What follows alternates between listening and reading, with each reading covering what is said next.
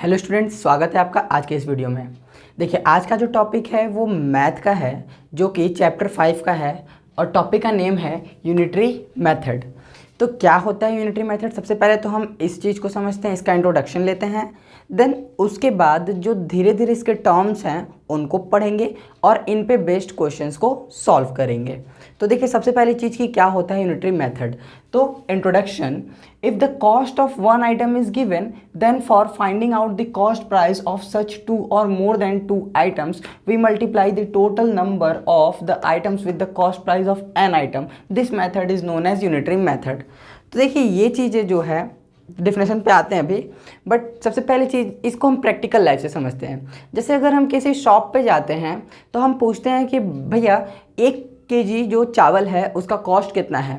तो दुकान वाला जो है वो हमें बताएगा कि 1 kg चावल का कॉस्ट समथिंग 30 रुपीज़, 28 रुपीज़ या फिर 40 रुपीज़ जो भी है वो हमें बताएगा। फिर हमें अगर 4 kg, 10 kg, 100 kg जितना भी अमाउंट लेना होगा उस चावल का, तो हम लोग क्या करेंगे, उस जो 1 kg का अमाउंट होता है उसमें अगर 4 kg हम परचेस कर रहे हैं तो 4 से मल्टीप्लाई कर देते हैं। मीन्स जो क्वांटिटी होती है उसको मल्टीप्लाई कर देते हैं 1 kg के प्राइस से। या फिर किसी एक आर्टिकल का आइटम, जैसे हम अगर 1 पेन जाते हैं परचेस करने तो वहाँ पे क्या होता है, 1 पेन का कॉस्ट 5 रुपीज़ होता है। तो अगर हमें ऐसे 5 पेन परचेस करने हैं तो हम उस 1 पेन के कॉस्ट को, जितने पेन परचेस करने होते हैं 5, तो उससे मल्टीप्लाई कर देते हैं तो हमें पता चलता है कि 25 रुपीज़ हमें पे करने हैं उस शॉपकीपर को। तो ये सारी जो प्रॉब्लम्स हैं ये हमारे लाइफ में जनरली बहुत सारी जगहों पे देखने को मिलती है। तो ये जो चैप्टर यूनिटरी मेथड, ये इसी तरीके के क्वेश्चंस को हम लोग इसमें सॉल्व करेंगे। और यही जो पूरा मेथड होता है, ये चीज़ हम लोग बचपन से करते चले आ रहे हैं, बट हमें पता नहीं था कि ये क्या होता है, कैसे होता है। तो इस टॉपिक का नेम होता है यूनिटरी मेथड। और बिल्कुल डिफिनेशन में यही चीज़ समझाया हुआ है कि देखिए, if the cost of one item is given, means अगर एक आइटम का कॉस्ट गिवन है, जैसे कि हमने एक एग्जांपल लिया था पेन का। तो अगर हमें 1 पेन का कॉस्ट गिवन है, जैसे हमें 1 पेन का कॉस्ट गिवन है 5 rupees, then for finding out cost price of such 2 और मोर देन 2 आइटम्स, तो इस तरीके के 2 पेन या 2 से ज़्यादा, मीन्स अगर हमें 5 पेन का कॉस्ट फाइंड करना है तो we multiply the total number of items. तो कितने आइटम्स हैं, 5, with the cost price of an item. और एक आइटम का कॉस्ट कितना है, 5 रुपीज़। तो इसका मल्टीप्लाई कर देंगे तो ये हमें मिल जाएगा 25 रुपीज़। तो this method is known as unitary method. तो यही जो मेथड होता है कि अगर एक आर्टिकल का कॉस्ट हमें दिया हुआ हो तो इस तरीके के 2 या 2 से ज़्यादा आर्टिकल्स का कॉस्ट फाइंड करने का ये जो मेथड होता है, इस मेथड को हम लोग जानते हैं यूनिटरी मेथड के नेम से। तो यहाँ तक की चीज़ें एकदम बिल्कुल क्लियर है। इंट्रोडक्शन आपका बहुत अच्छे तरीके से हो गया, आपको चीज़ें समझ में आ गई। अब mainly the 2 cases situations arises in this method. अब इस मेथड में क्या होता है कि 2 सिचुएशंस आती हैं। ऐसा नहीं है कि सिर्फ हमें एक पेन का कॉस्ट दिया होगा और हमें ढेर सारे का बताना होगा, नहीं। ऐसा भी हो सकता है कि हमें ढेर सारे का कॉस्ट दिया हुआ होगा और हमें एक पेन का कॉस्ट बताना पड़ जाए, या 10 पेन का कॉस्ट दिया हुआ है, हमें 15 का बताना पड़ जाए। तो ऐसे केसेस में हम लोग क्या करेंगे, उसके लिए भी हम लोग चीज़ों को डिस्कस करेंगे, फॉर्मूलेस को पढ़ेंगे। तो देखिए, इसमें फर्स्ट जो केस अराइज होता है वो है to find the cost price of many items when the cost price of an item is given. Means एक आइटम का कॉस्ट प्राइस गिवन होगा और हमें ढेर सारे आइटम्स का कॉस्ट प्राइस फाइंड करना होगा, जो कि एग्जाम्पल अभी हमने देखा। अब यहाँ पे to find the cost price of 1 item when the cost price of many items is given. Means अब क्या होगा दूसरे केस में कि बहुत सारे आइटम्स का प्राइस दिया हुआ होगा और हमें एक आइटम का प्राइस फाइंड करना होगा। इन दोनों जो केसेस हैं इसके एग्जांपल्स हम यहाँ पे देखते हैं। तो यहाँ पे example of case first means इस वाले केस का एग्जांपल क्या होगा, तो the cost of 1 bedsheet is rupees 110। तो यहाँ पे एक बेडशीट, ये कितना बेडशीट है, एक, तो एक बेडशीट का कॉस्ट दिया हुआ है रुपीज़ 110। तो हमें बताना है what is the cost of 10 bedsheets. तो ऐसे 10 बेडशीट्स का कॉस्ट कितना होगा ये हमें बताना है। तो देखिए, ये बिल्कुल केस 1 का क्वेश्चन है कि एक आर्टिकल का कॉस्ट दिया हुआ है, 10 का फाइंड करना है। सिमिलरली सेकंड क्वेश्चन में देखिए, ये सेकंड केस का क्वेश्चन है। तो द कॉस्ट ऑफ 100 kg, यहाँ पे 1 का नहीं 100 kg का कॉस्ट दिया हुआ है 1800 रुपीज़। तो हमें 1 kg मीन्स 100 का दिया हुआ है, हमें 1 के लिए फाइंड करना है। तो ये है केस सेकंड का क्वेश्चन। तो ये 2 एग्जांपल्स हो गए इन दोनों केसेस के। अब ऐसे क्वेश्चंस को सॉल्व कैसे करेंगे तो ये भी समझते हैं। तो देखिए सबसे पहले हम लोग टेक करते हैं एग्जाम्पल जो 1 हमने लिया हुआ है उसको। यहाँ पे दिया हुआ है 1 बेडशीट का कॉस्ट, तो ये होगा cost of 1 bedsheet is equals to 110 rupees. और हमसे बोला हुआ है 10 बेडशीट्स का, तो ये since therefore cost of 10 bedsheets is equal to, हमने पढ़ा कि जितने भी आर्टिकल्स होते हैं उस नंबर का मल्टीप्लाई कर देते हैं 1 आर्टिकल के कॉस्ट से। तो यहाँ पे ये हमने कर दिया, 1 आर्टिकल का जो कॉस्ट था उसका मल्टीप्लाई कर दिया, जितने आर्टिकल्स के लिए फाइंड करना है कॉस्ट। तो जब इसका मल्टीप्लाई करेंगे देखिए 1 से 110 में मल्टीप्लाई करेंगे तो 110 आ जाएगा और ये 0 यहाँ पे आ जाएगा। तो ये तो हो गया कॉस्ट प्राइस 10 बेडशीट्स का और यही हमारा आंसर भी होगा। अब आते हैं देखिए सेकंड वाले केस में। तो यहाँ पे जब एग्जाम्पल सेकंड को हम लोग सॉल्व करेंगे तो यहाँ पे क्या दिया हुआ है, 100 kg शुगर का कॉस्ट दिया हुआ है। Cost of 100 kg sugar is equal to 1800 rupees. Therefore cost of 1 kg sugar is equal to, तो जब देखिए जब हम लोग यहाँ पे 1 का दिया हुआ था 10 का फाइंड करना था तो मल्टीप्लाई कर रहे थे। अब यहाँ पे जस्ट इसका उल्टा हो रहा है कि मीन्स 100 का दिया हुआ 1 का फाइंड करना है, तो जस्ट हम यहाँ मल्टीप्लाई कर रहे थे तो इसका उल्टा मीन्स डिवाइड कर देंगे किससे, तो इस 1800 को हम लोग डिवाइड कर देंगे इस 100 से। तो जब 1800 को 100 से डिवाइड करेंगे तो इसका आंसर आ जाएगा 18। तो मीन्स 1 kg जो शुगर होगा उसका कॉस्ट 18 रुपीज़ होगा। तो इस तरीके से हम इन दोनों ही केसेस के क्वेश्चंस को सॉल्व करते हैं। आई होप कि आपको इतनी चीज़ें समझ में आई। अब चलते हैं इनके क्वेश्चंस को सॉल्व करने के लिए जो कि एक्सरसाइज के इनके क्वेश्चंस हैं, और इस चैप्टर में बस यही 2 केसेस हैं, तो इन पे बेस्ड जो भी क्वेश्चन सब आएंगे एक्सरसाइज में उनको हम लोग सॉल्व करते चलेंगे। तो जैसा कि यहाँ पे कुछ क्वेश्चंस लिखे हुए हैं उनको हमें सॉल्व करना है यूनिटरी मेथड से। तो देखिए यहाँ पे क्वेश्चन क्या है, a car run 65 kilometre in an hour, means 1 घंटे में जो कार है वो 65 किलोमीटर रन करती है। Find the total distance the car covered in 5 hours. तो सबसे पहली चीज़ देखिए, मैं यहाँ पे जो है स्टेटमेंट्स वगैरह नहीं लिख रहा हूँ, हमें क्योंकि एग्जाम में ज़्यादा से ज़्यादा क्वेश्चंस को सॉल्व करने हैं, वहाँ पे कोई स्टेटमेंट नहीं चेक करेगा, बस ऑप्शंस पर टिक करना है। तो इसलिए हम बस खाली मेथड को समझेंगे और किस तरीके से क्वेश्चन सॉल्व हो रहे हैं इनको देखेंगे। तो यहाँ पे देखिए क्वेश्चन नंबर 1, क्वेश्चन नंबर 1 में दिया हुआ है कि 1 आवर में जो कार है वो ट्रेवल करती है 65 किलोमीटर डिस्टेंस, और हमें बताना है कि 5 आवर्स में वो कितने डिस्टेंस ट्रेवल करेगी। तो ये 5 आवर्स में वो डिस्टेंस ट्रेवल करेगी। 1 के लिए हमें पता है तो 5 के लिए फाइंड करना है, तो 5 × 1 के लिए जो डिस्टेंस है उसमें मल्टीप्लाई कर देंगे। तो ये हो जाएगा 5 5 जा 25 कैरी 2 5 6 जा 30 + 2 325 किलोमीटर। तो ये हो गया हमारा क्वेश्चन नंबर 1। तो हम अगर यहाँ पे देखेंगे तो ये 360 है इसका ऑप्शन, 330 है, 350 है और 325। तो यहाँ पे हमारा आंसर 325 आया था, तो ये ऑप्शन नंबर डी जो होगा वो बिल्कुल करेक्ट होगा। अब आते हैं क्वेश्चन नंबर 2 पे। तो देखिए क्वेश्चन नंबर जो 2 है वो क्या कह रहा है, a man plants 20 trees in a day, means एक दिन में वो 20 ट्रीज को प्लांट करता है। तो वो how many trees does he plant in 5 days, तो 5 डेज में वो कितने कितने ट्रीज को प्लांट करेगा। तो देखिए 5 डेज के लिए पूछ रहा है, तो 5 × 20 ट्रीज मीन्स 5 2 जा 10 और यहाँ पे 0 मीन्स 100 ट्रीज को वो प्लांट करेगा। तो यहाँ पे जो ऑप्शन नंबर ए है वो बिल्कुल करेक्ट है क्वेश्चन नंबर 2 के लिए। फिर क्वेश्चन नंबर 3 में लिखा हुआ है, अ बॉक्स हैज़ 36 पेंसिल। देखिए तो क्वेश्चन नंबर 3, अ बॉक्स मीन्स 1 बॉक्स। तो 1 बॉक्स में कितने पेंसिल्स हैं, तो एक बॉक्स में टोटल 36 पेंसिल्स हैं, 36 पेंसिल्स। अब हमसे पूछा कितने में, तो how many pencil do 50 boxes have, तो 50 बॉक्सेस के लिए पूछा हुआ है। तो 50 बॉक्सेस में कितने पेंसिल्स होंगे, कितने बॉक्सेस हैं 50, और एक बॉक्स में पेंसिल कितना है 36। तो 36 में 50 से मल्टीप्लाई कर देंगे, तो 5 6 जा 30 कैरी आया 3 5 3 जा 15 प्लस 3 18 और ये 0 यहाँ से। क्यों? 36 का मल्टीप्लाई आप 5 से कर दीजिए, आएगा 180 और ये 0 यहाँ से यहाँ आ जाएगा। तो मीन्स टोटल 1800। तो यहाँ पे ऑप्शन नंबर बी जो है हमें करेक्ट देखने को मिल रहा है। अब आते हैं क्वेश्चन नंबर 4 पे। तो देखिए क्वेश्चन नंबर 4 क्या कह रहा है, Shanu bought a copy for ₹12 means 1 copy का जो कॉस्ट दिया हुआ है वो है ₹12।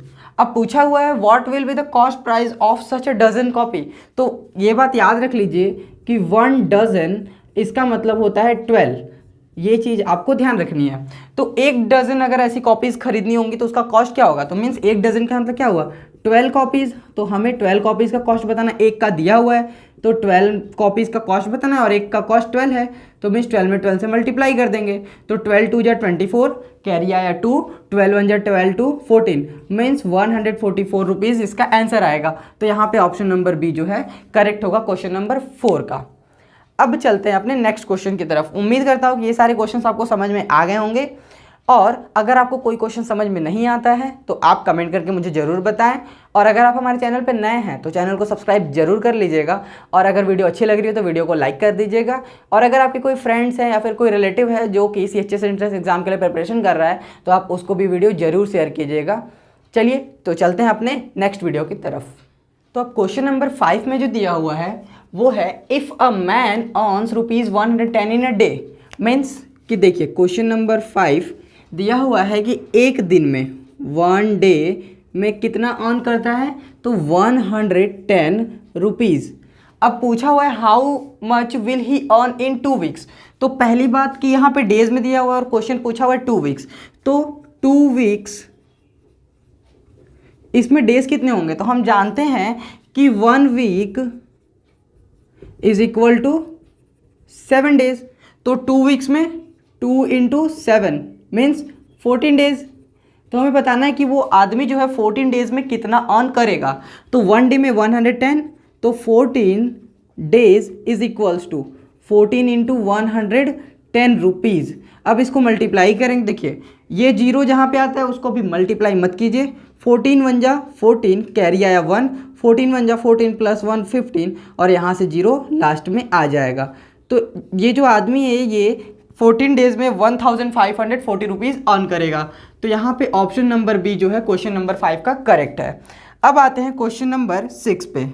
तो देखिए क्वेश्चन नंबर 6 क्या लिखा हुआ है, a shopkeeper sells 120 books in a day. तो मीन्स 1 डे में कितने बुक्स सेल करता है, तो 120 बुक्स। एक दिन में 120 बुक सेल करता है। Then how many books will he sell in 17 days. तो हमसे पूछा हुआ है 17 डेज में वो कितने बुक्स सेल करेगा।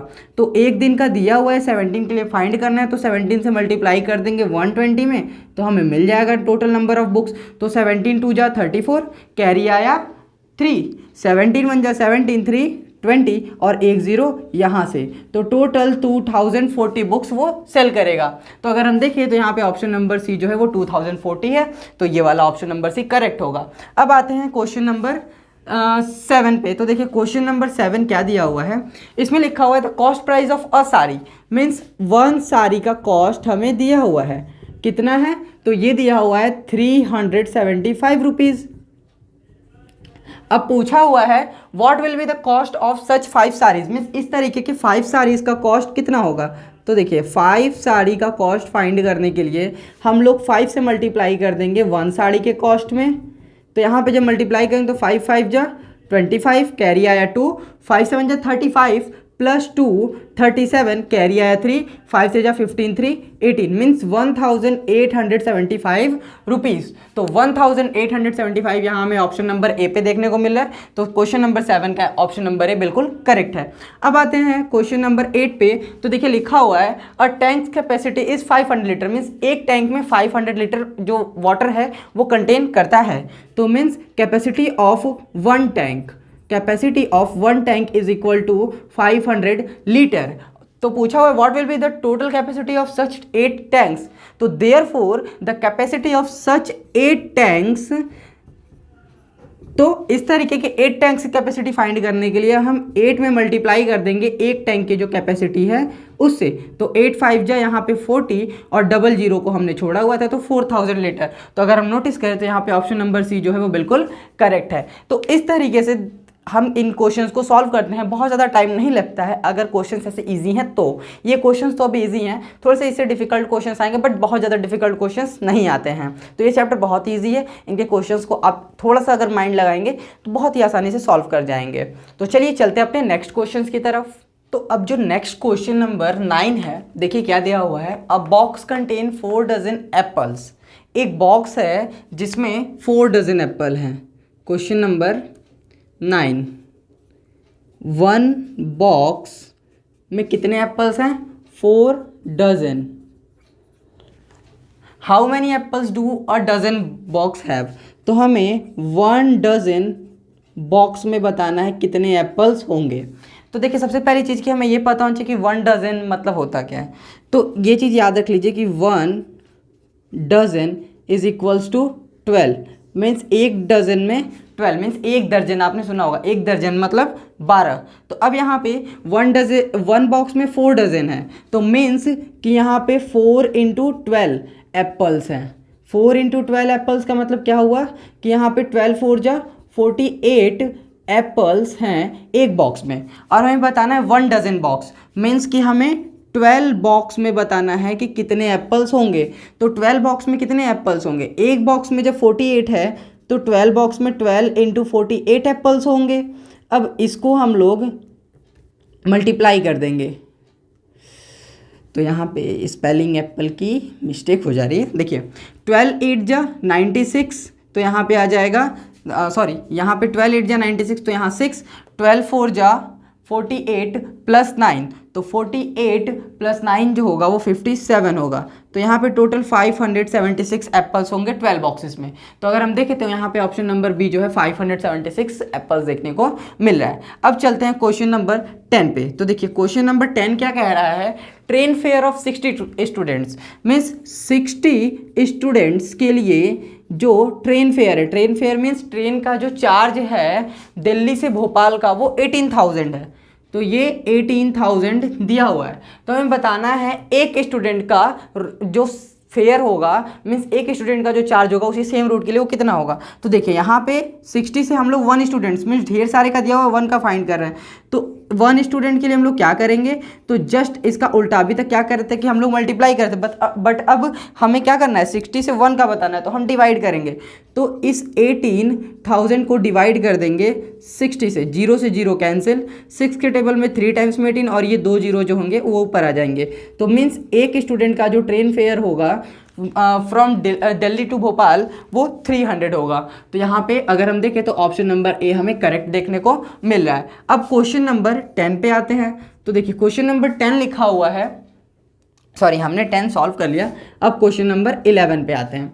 तो 11 दिया हुआ, in a school 800 boys and girls are sitting equally in 16 rooms, means 16 rooms में टोटल कितने बॉयज और गर्ल्स हैं? तो 800 बॉयज़ एंड गर्ल्स हैं।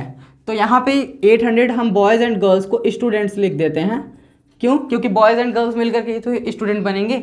अब लिखा हुआ है how many boys and girls are sitting in each room. तो ईच रूम मीन्स एक रूम में कितने स्टूडेंट्स होंगे।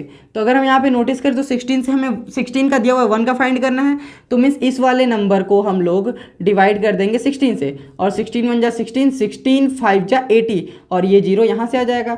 तो मीन्स एक रूम में 50 बॉयज़ एंड गर्ल्स जो हैं वो बैठे हुए हैं। तो इस तरीके से हम इन क्वेश्चंस को सॉल्व करेंगे। तो देखिए 50 यहाँ पे ऑप्शन नंबर ए में दिया हुआ है, तो ये ऑप्शन नंबर ए इसका करेक्ट होगा। अब क्वेश्चन नंबर 12 पे आते हैं। तो देखिए क्वेश्चन नंबर 12 क्या लिखा हुआ है? A person gets 72,000 at salary in year, sorry 70 a person get 72,000 as salary in. तो यहाँ पे इस क्वेश्चन में कुछ मिसिंग हो गया है। तो यहाँ पे इन 3 ईयर्स, तो यहाँ पे ये 3 ईयर्स की सैलरी दी हुई है।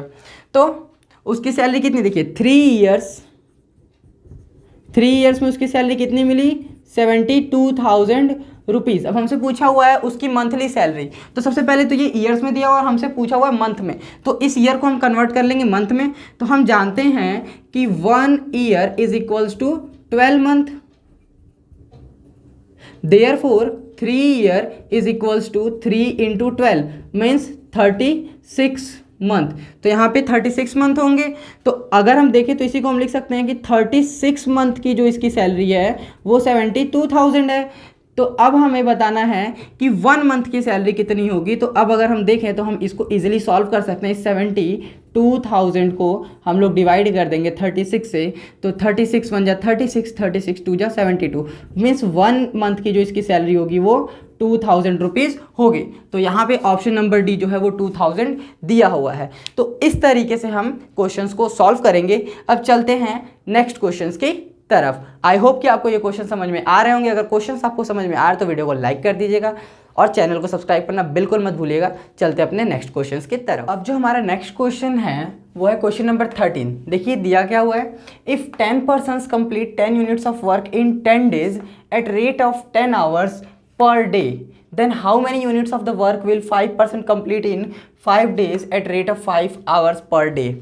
तो इस क्वेश्चन का मतलब क्या हुआ कि अगर 10 व्यक्ति हैं जो कि कंप्लीट करते हैं 10 यूनिट्स वर्क को 10 डेज में और एक दिन में वो 10 आवर्स वर्क करते हैं, तो हमें बताना है कि हाउ मैनी यूनिट्स मीन्स कितनी यूनिट्स कंप्लीट करेंगे वर्क को अगर 5% कंप्लीट करते थे सेम वर्क को 5 दिनों में और at rate of 5 hours per day, अगर वो एक दिन में 5 आवर वर्क करते हैं। तो देखिए ये क्वेश्चन कैसे सॉल्व होगा।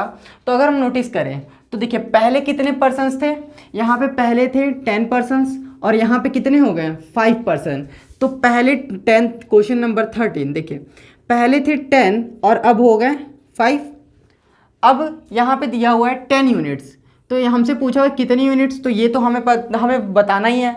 अब यहाँ पे बोला हुआ है 10 डेज, ये 10 डेज वर्क करते हैं, जबकि ये जो वर्कर हैं ये 5 डेज वर्क करते हैं। तो यहाँ पे पहले थे 10 डेज वर्क कर रहे हैं, अब कर रहे हैं 5 डेज वर्क। आगे है 10 आवर्स, ये जो है एट रेट ऑफ 10 आवर्स, हर दिन 10 आवर्स वर्क कर रहे हैं, जबकि ये जो है 5 आवर्स ही वर्क कर रहे हैं। तो यहाँ पे ये हो जाएगा 10/5। तो अगर हम नोटिस करें तो देखिए यहाँ पे जो सारी चीज़ें हैं ये 10/5 नहीं होगा। देखिए सिंपली आप इसको ऐसे समझ सकते हैं कि पहले 10 लोग थे बट अभी कितने हैं 5, तो मीन्स पहले से आधे। हम कह सकते हैं ना कि 5/10, पहले 10 थे अब हमारे पास 5 है, तो 5/10 लोग हैं और पहले 10 आवर्स वर्क कर रहे थे, अब ये 5 आवर्स इसमें से वर्क कर रहे हैं।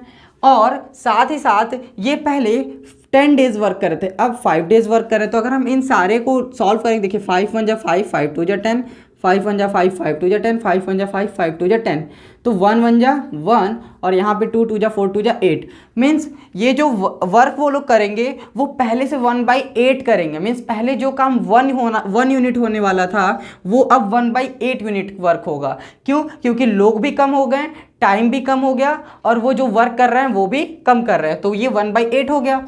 अब यहाँ पे पूछा हुआ है कि पहले वो कितना वर्क करते 10 यूनिट, तो अब कितना होगा, तो अब जो वर्क होगा वो 1/8 ऑफ 10 यूनिट होगा। तो ये 1/8 ऑफ 10 यूनिट का मतलब क्या हुआ, तो 1/8 ऑफ का मतलब मल्टीप्लाई 10। तो जब ये करेंगे तो ये हो जाएगा 10/8 और जब 10 को 8 से डिवाइड करेंगे तो देखिए यहाँ पे 10 को हम डिवाइड करते हैं 8 से, तो 8 1 जा 8 और रिमाइंडर आया 2, डेसिमल लगाएंगे तो 0, 8 2 जा 16, तो ये हो गया 4 और फिर यहाँ पे डेसिमल के बाद 0 और 8 5 जा 40, तो ये कैंसिल हो जाएगा। तो इसका जो आंसर आया वो है 1.25 यूनिट। तो ये जो वर्कर्स हैं ये 1.25 यूनिट वर्क करेंगे अगर 10 से 5 वर्कर्स हो जाते हैं और वो 10 आवर्स की जगह पे 5 आवर्स वर्क करते हैं और 10 डेज़ की जगह पे 5 डेज़ वर्क करते हैं। तो क्योंकि सारी चीज़ें हाफ हाफ हो जा रही हैं तो जो वर्क है वो बहुत ज़्यादा कम हो जाएगा। तो अब चलते हैं अपने नेक्स्ट क्वेश्चन की तरफ जो है क्वेश्चन नंबर 14। तो देखिए यहाँ पे क्वेश्चन नंबर 14 जो है, तो देखिए जो क्वेश्चन नंबर 14 दिया हुआ है, लिखा हुआ है 100 men complete a job in 20 days. Means एक कोई जॉब है उसको 100 मैन कंप्लीट कर रहे हैं 20 डेज में। How many man are required for completing the same job in 25 days. तो 25 डेज में इस वर्क को कितने लोग कंप्लीट कर लेंगे। तो देखिए अब यहाँ पे दिया क्या हुआ है, तो क्वेश्चन नंबर है 14, यहाँ पे दिया हुआ है कि 20 डेज में 100 मैन वर्क को कंप्लीट करते हैं, 20 डेज में 100 मैन इस वर्क को कंप्लीट करते हैं। तो अगर इसी सेम वर्क को 1 डे में कंप्लीट करना होगा, तो 1 डे में जब अगर हमें कंप्लीट करना होगा तो मीन्स कि हमें कितने, तो हमें 100 इंटू 20 मीन्स हमें उन 100 लोगों का काम एक ही दिन में चाहिए। तो मीन्स हमें टोटल 100 इंटू 20 मेंस की ज़रूरत पड़ेगी। तो अब हमें बताना है कि 25 डेज। तो देखिए अब 25 डेज के लिए हम लोग करेंगे क्या, तो यहाँ पे ये 100 इंटू 20/25 इसको सॉल्व करेंगे। तो यहाँ पे 4 से करें 5 से करेंगे तो 5 4 जा 20 और ये 5 5 जा 25, 5 1 जा 5, 5 20 जा 100 और 24 जा 80 मीन्स इसी सेम वर्क को अगर 25 डेज में कंप्लीट करना है तो हमें 80 वर्कर्स की ज़रूरत पड़ेगी। तो यहाँ पे अगर हम देखें तो ऑप्शन नंबर सी जो है वो बिल्कुल करेक्ट ऑप्शन है। अब देखिए क्वेश्चन नंबर 15, क्वेश्चन नंबर 15 के लिए थोड़ा सा स्पेस चाहिए, तो हम पिछले वाले क्वेश्चन को इरेज कर लेते हैं और यहाँ पे करते हैं क्वेश्चन नंबर 15 को। तो देखिए सबसे पहली चीज़ की क्वेश्चन नंबर 15 कह क्या रहा है, 1/4 part of a tank is fill in 10 minutes means एक कोई टैंक है। इसको देखिए इस चीज़ को हम लोग डायग्राम से ज़्यादा अच्छा समझ पाएंगे कि एक कोई टैंक है। अब बोल रहा है 1/4 मीन्स इस टैंक के टोटल 4 इक्वल पार्ट्स किए गए हैं, तो ये हो गए इस टैंक के टोटल 4 इक्वल पार्ट्स।